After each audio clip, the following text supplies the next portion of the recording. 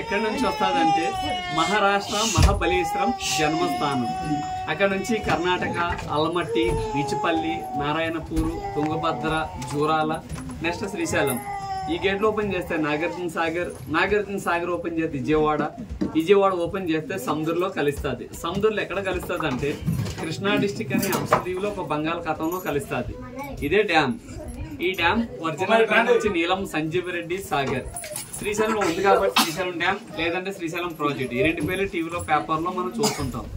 Original name వచ్చి నీలం సంజీవ్ రెడ్డి సాగర్.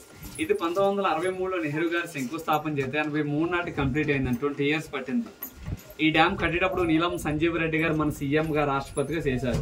ఆయన ఈ డ్యామ్ కట్టేటప్పుడు ఎంతో కృషి చేశారు కాబట్టి ఆయన చనిపోయిన తర్వాత ఆయన పేరు పెట్టారు. రైట్ సైడ్ గ్రీన్ బిల్డింగ్ కనబడుతుందిగా, అది right side power house AP Andhra Pradesh.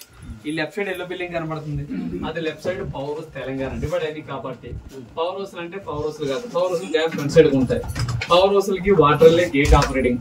ఈ రైట్ సైడ్ పవర్ హౌస్ ఒకసారి రన్ అయితే 770 megawatts.